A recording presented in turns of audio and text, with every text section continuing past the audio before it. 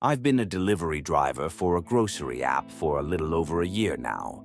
It's not a bad gig, and most of the time the job is exactly what you'd expect. Picking up groceries, dropping them off, and moving on to the next one. But every once in a while you get a delivery that just sticks with you. This one happened about 6 months ago, and I still can't shake the feeling it left me with. It was a slow Tuesday night, and I had just finished dropping off an order in a quiet residential area when I got a new request. It was for a single gallon of milk. Weird, but not unheard of. What was strange, though, was the delivery location. It was way out on the edge of town, past where most people lived. I glanced at the payout. It was higher than usual. That should have been my first red flag. I took the order anyway. The drive was unsettling from the start. The streetlights thinned out the farther I went, and soon I was on a 2-lane road surrounded by thick trees on both sides. My GPS led me down an unmarked dirt road, barely wide enough for my car. There were no houses, no signs, just trees stretching into the darkness. I considered turning around, but I was already halfway there. Then, out of nowhere, I saw a light ahead. A single porch light glowing through the trees. The GPS announced that I had arrived. The house was an old, single-story cabin set far back from the road. It looked abandoned. The paint was peeling, the windows were dark, and the front door was slightly open, just enough to make me uneasy. I grabbed the milk and stepped out of my car. The air was unnaturally still. No wind, no crickets, nothing. Just silence. I walked up the short, uneven path to the door and knocked. No answer.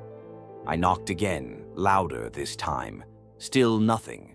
I was about to just leave the milk on the porch and get out of there when a voice came from inside. "Come in." It was quiet, almost a whisper. Every instinct in my body screamed at me to leave, but something about the voice, it didn't sound right. It was too soft, too distant. I hesitated. Then the voice spoke again. "Please, I can't come to the door." I felt my stomach drop. I pushed the door open just a little more. Inside, the cabin was dimly lit by a single oil lamp on the table. The furniture was old, covered in dust. The air smelled stale, like the place hadn't been lived in for years. I stepped inside, just barely over the threshold.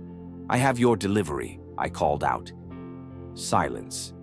Then, from the darkness of the hallway, just beyond the reach of the lamp's glow, I saw movement. A figure crouched low to the ground, barely visible in the shadows. I took a step back. My breathing was too loud in my own ears. The figure moved again, slowly, methodically, like it was trying not to be seen. I had enough. I dropped the milk on the floor and turned to leave. But before I could, the voice spoke again, closer this time. "Don't go." I ran. I practically threw myself into my car, slamming the door and locking it in one motion. My hands fumbled with the keys as I turned the engine over, my headlights illuminating the porch. The door was wide open now.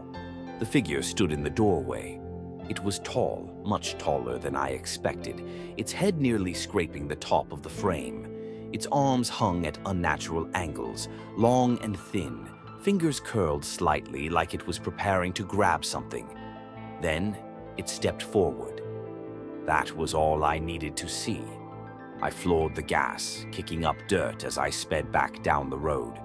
My heart was pounding so hard I thought I might pass out, but I didn't stop. I didn't look back.